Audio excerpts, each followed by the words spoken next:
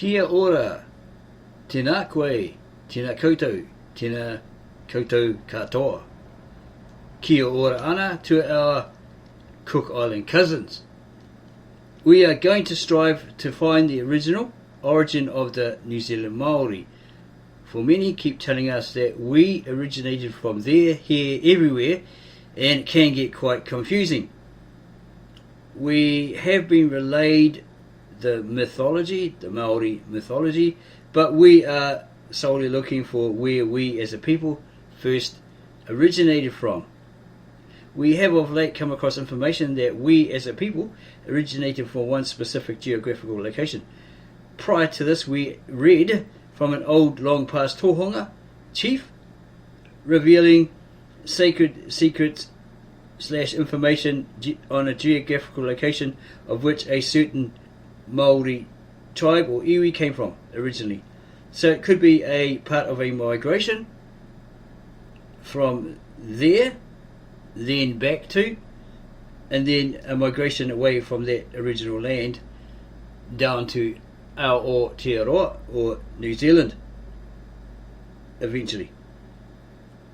This tohunga or chief revealed the sacred secrets to an Australian writer living within New Zealand in the late 1800s, at the risk of losing his chief tohunga status and being ousted away or out from his tribe or iwi. But he took that risk. We have the book detailing what he relayed to this Australian lady.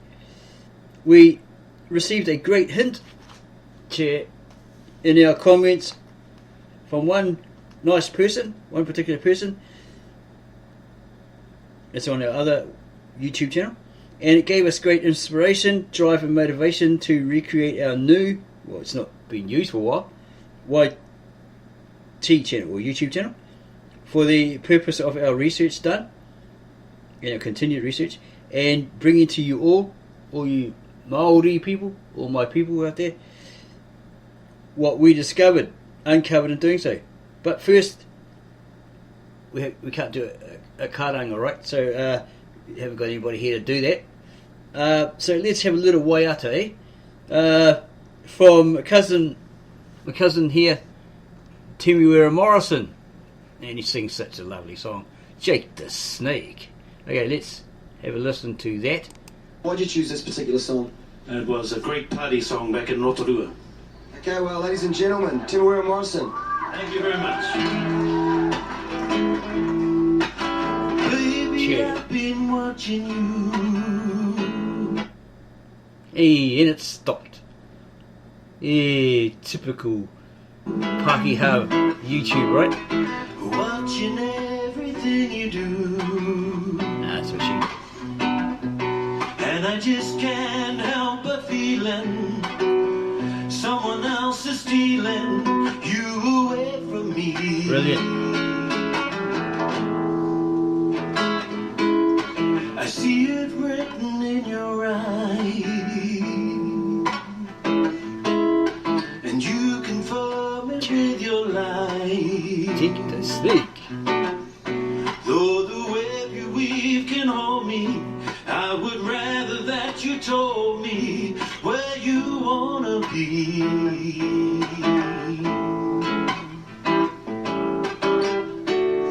Oh, you're slipping away from me.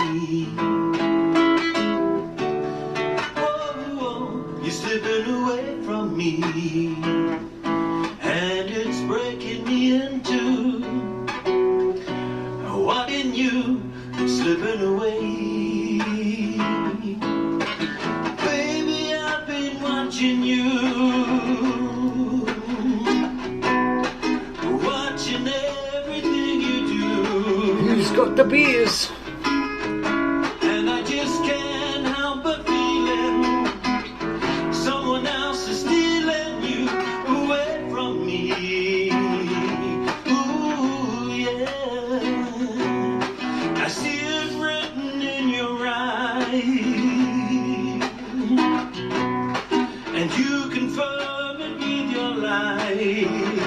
Party at his house. Though the web you weave can hold me, I would rather that you told me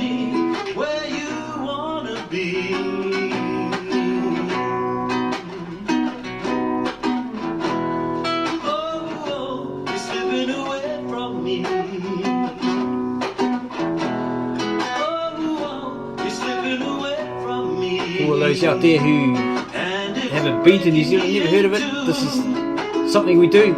Waiata, go to parties, get a guitar, away we go, a few beers. Watching you slipping away. Yeah, ka pai, tino pai. Brilliant song, Kizzy. Okay. Ladies and gentlemen, Tim Morrison. Cheer. Fantastic. Well Cheer. done. Oh. Okay, that's it. Okay, we're going to look at this particular book. It's the wrong page. Called The Maori and Polynesian, Their Origin, History and Culture by J. Macmillan Brown. And you're probably wondering, who the hell is that guy on a Saturday? Okay, so we're going to have a look at, just get rid of us for a second. Okay, we're going to have a look at this particular guy, John Macmillan Brown, who was born 15th May 1845, 18 January 1935, a Scottish New Zealand academic, administrator and promoter of education for women. Brown was born in Irvine, that's like Glasgow, Scotland or something like that. Yeah, town on the coast of the Firth of Clyde in North Ayrshire, Scotland. Yeah, and so forth. He was selected in 1874 as Professor of Classics and English, one of 3 foundation chairs at the newly established Canterbury College in Christchurch, then part of the University of New Zealand. In his new role, he worked 16 hours a day, covering English literature and composition, Latin and Greek, inspecting secondary schools and examining for teachers' certificates. After Professor in Classics was appointed in 1879, he took on history and political economy. Very, very busy boy.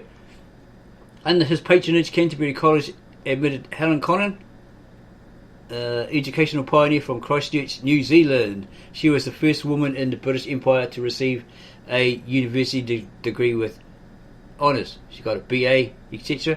And she was a matriculated student in 1876, the first Australian university institution to admit women to degree classes on an equal basis with men. Connon was second woman in the British Empire to graduate BA and the first to receive a degree of honours. Did we just say that? Brown and Connon married on 9 December 1886, had 2 children, Viola and Millicent. Well, it's a different name, isn't it? Very different. Who later married Archibald Baxter and was mother to the poet James K. Baxter. A little information on this guy here. A New Zealand poet and playwright, so you should read up on that guy. Read his poems. In addition, Brown also helped establish the Macmillan Brown Library, a research library, archive and art gallery which is associated with the University of Canterbury. The Macmillan Brown and Art Gallery. The Macmillan Brown Library's collection focused on New Zealand and Pacific Islands history. Brown also allocated a substantial proportion of his fortune to the Macmillan Brown Library and the University of Canterbury's Macmillan Brown Centre for Pacific Studies. Under the pseudonym, must be a pen name or something, or a false name, Godfrey Sweven, he also published 2 utopian novels, Ria Alario, was that Ria Aria in Spanish? I'm not too sure. The Archipelago of Exiles, 1901, and Lim Manora, The Islands of Progress, 1903. He died in Christchurch, 18 January 1935, at the age of 89, so he lived quite a long life there, leaving a significant bequest to Canterbury College. Apparently left about 15,000 books or something like that. His family didn't get much money or something from it, but yeah, he left them, might have left them something, but he left a hell of a lot of books to Canterbury College. Okay, we also found another article on him, and it's quite a long one. Okay, very, very long. Basically says the same thing as that one. Yeah, basically the same information here. Yeah, after his death, Millicent and Viola, his 2 daughters, received not ungenerous annuities, but he bequeathed to Canterbury College his private collection of some 15,000 books on New Zealand and the Pacific, together with a generous sum of money to house and augment it. Or basically, so to be able to put it there, right? Store it somewhere. Funds were provided to for bursaries in memory of Helen Conan and a lecture series in the era of his own writing.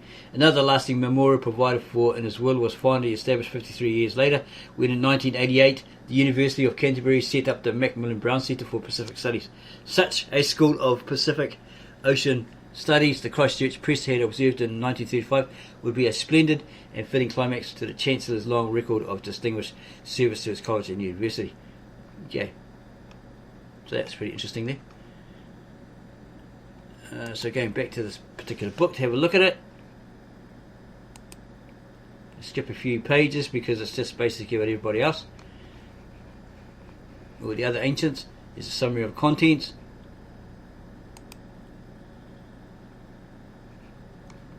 Chapter 4, we're interested in this. There's a summary of contents, so we're not going to read it all. I'm going to try to get to these chapters of these books, right? Chapters of the book.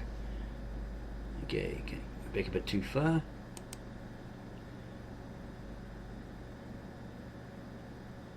Somewhere to start from. Okay, we might just start from here because it's underlined by somebody.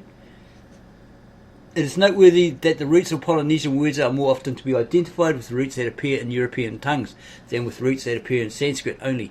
It looks in fact as if the ancestors of one Polynesian migration had been longer in contact with the migrants who brought Aryan speech into Western and Southern Europe than with those who brought it into India. And if this is confirmed by careful investigation, it will prove that the Caucasian element that came from the northwest along the Japan, Lanzhou, Caroline route was not only Caucasian in race but Aryan in speech.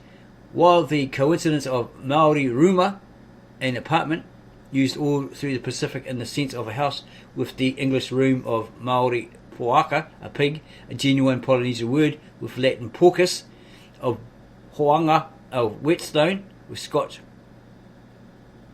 hone, was that hone? Not sure, that speaks Scottish. And Polynesian area and open space with European area will mean far more than derivation from the same root. Every indication points to a pre-Malayan Caucasian race in Indonesia speaking an Aryan tongue.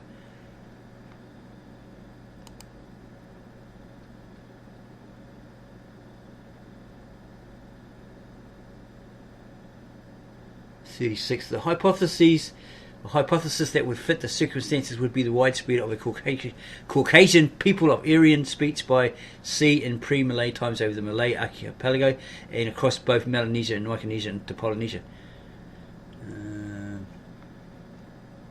What's this? Something about a monk, a pre-Buddhist monk, or migration by sea into Indonesia. Okay, no mention of Maori there. Last migration into Polynesia. Okay.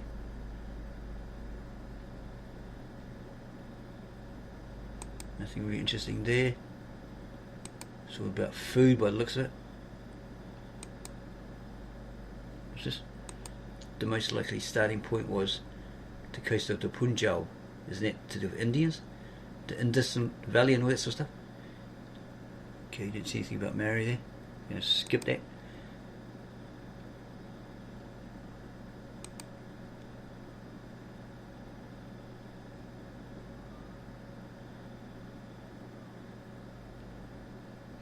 Okay, nothing really there.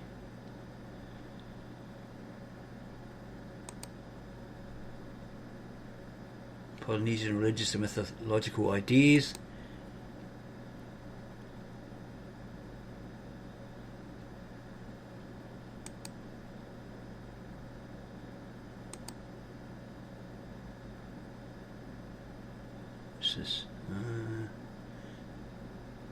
Okay, we'll start from here. The 13, the colossal stone statues of Easter Island and the wooden figures of the great Maori carved houses belong to quite a different religious stage.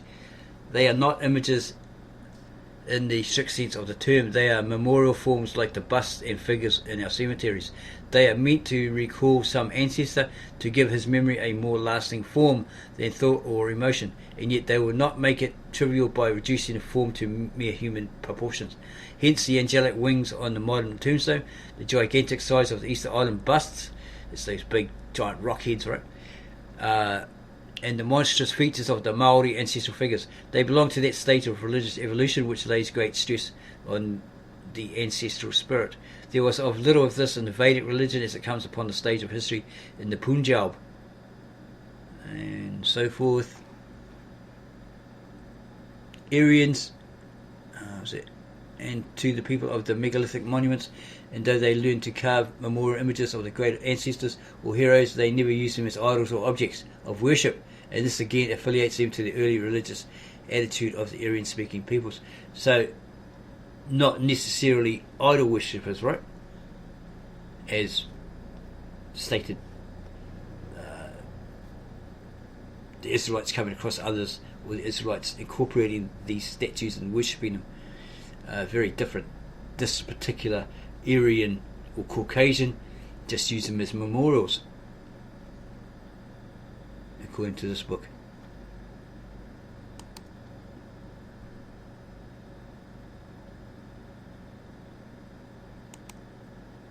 Just go to this book briefly, because there's a lot of information in here. It's really good, but it's just not applying to us Maori people. Now, what happened here? Okay, what's this? Got something about Maori here, the Maori here. 19. All this is doubly emphasised in the mythology of not only the Indo-Europeans but the Polynesians.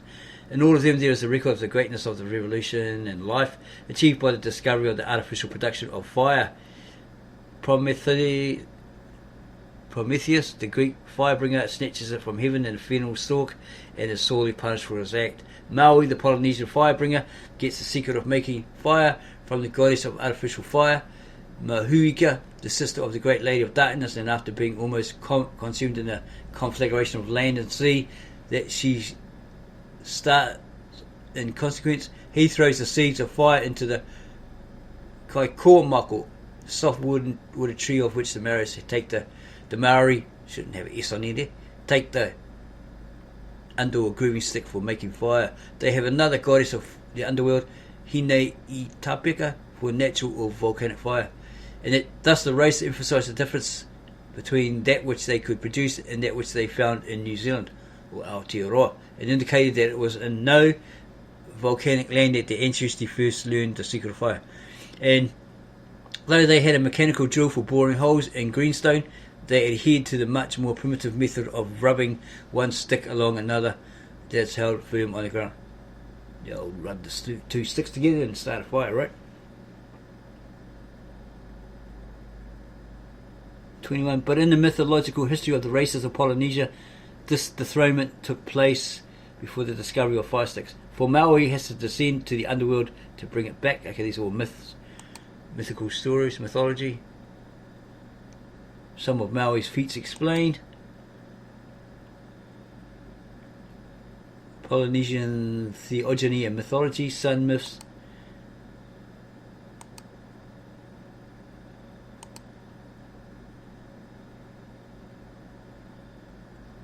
What's this?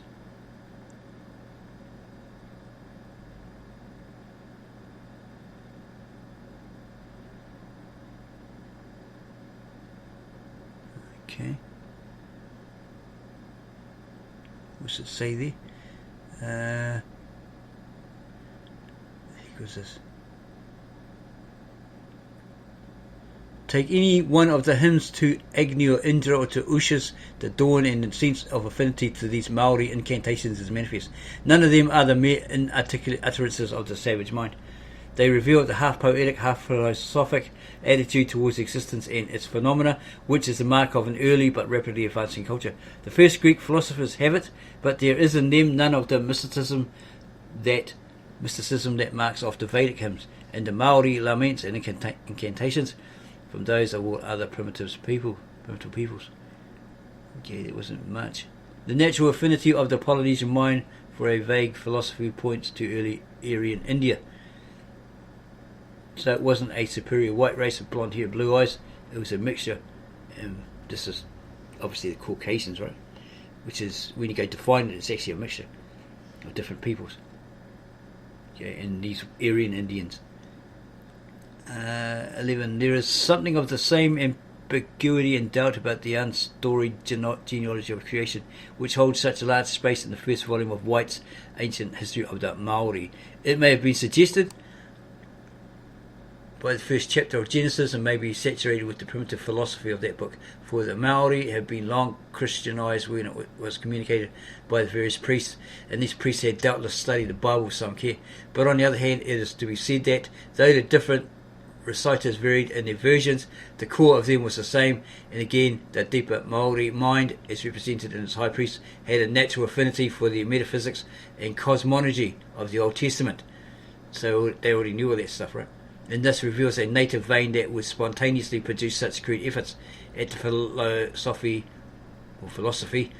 of existence and the reappearance of these mere esoteric, if not mystical, religious ideas, etc., etc.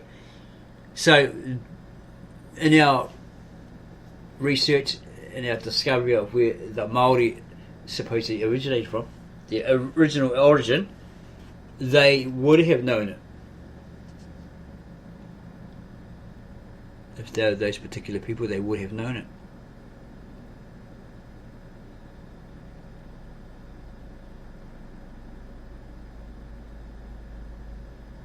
Okay, and here it says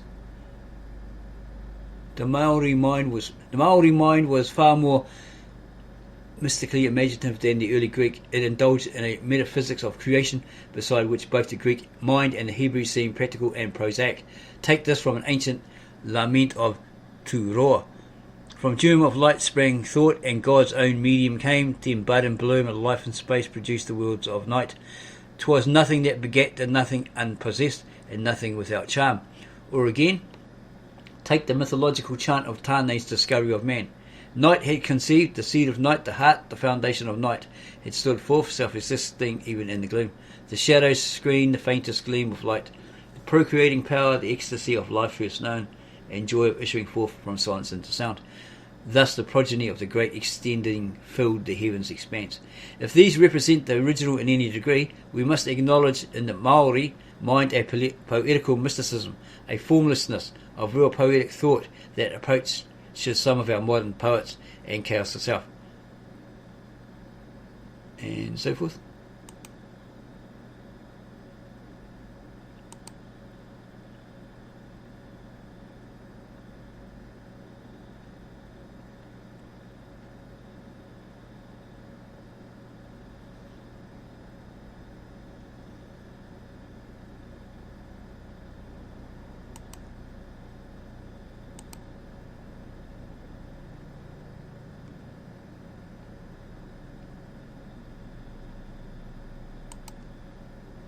I think what we were looking at earlier is further back here. Okay, we looked at that. Might be further back still.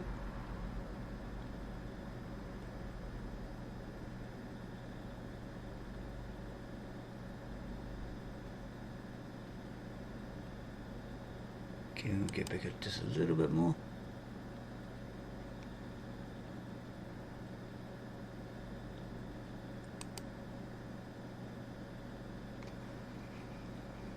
Okay.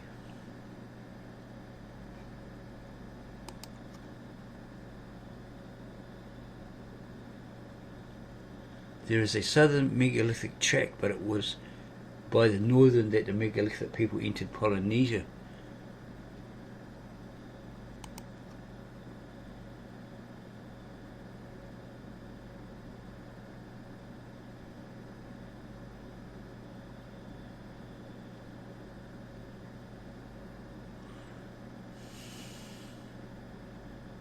Basically says something about it was all originally Caucasian. They must have come across these white people on the land already or somewhere on the way and learned all this stuff from them, and then maybe they merged with them and so forth.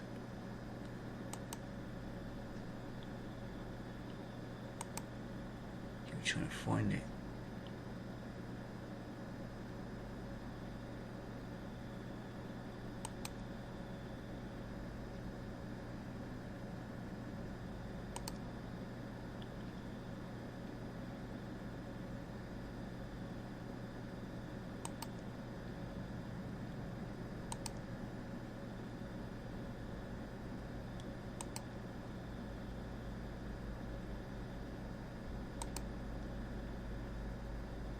Traces of European-like peoples in the Pacific, the Aryans, and earlier Caucasian people before the Aryans.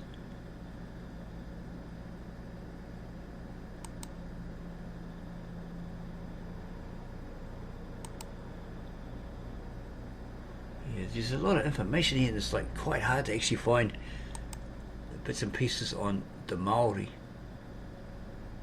Here we go. Here's something here, look. Page 32 of this particular book. 13. There are even cases of a cross with a blonde Caucasian race amongst the Maoris. They keep putting S on the end of this thing. Maori, and especially amongst the Uriweras, who have seen little of Europeans till lately.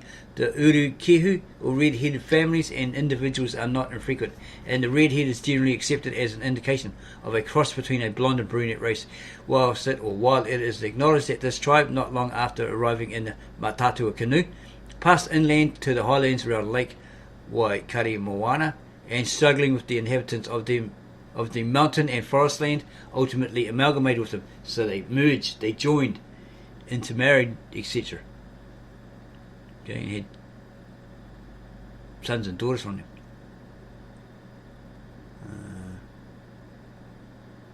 In that other long isolated district, the King Country near the harbour of Kawhia, there are many of these rufous people, and at the same time the tribes there speak of their ancestors, the immigrants of the Tainui canoe, amalgamating with the Aboriginals, the Ngāti Moko Torea. Is that Aboriginals as in Australian boomerang didgeridoo players? And they say that in the forepart of the Tainui, a fairy woman called Te Peri had command. The Aboriginals of the Uriweras are called by them the Toi, and Mr. Elston best quotes a Maori description of this primitive peoples as peaceful and good, a contrast to the restless warriors that had come in amongst them from Polynesia. And it talks about the fairy peoples of Maori legend are all European-like, and in all countries fairies are the defeated Aborigines. Okay. 14. A significant substitution by the Uriweras when the Urukehu are mentioned is the word tūrehu, which is used by the Maori as almost interchangeable with patupai arehe in the sense of a fairy or beneficent supernatural being. The tūrehu are also represented as an Aboriginal people absorbed by the Polynesian immigrants 40 generations or about 1,000 years ago. They had come, according to White's ancient history of the Maori, from the other side of the ocean and conquered the Tutu Maiao.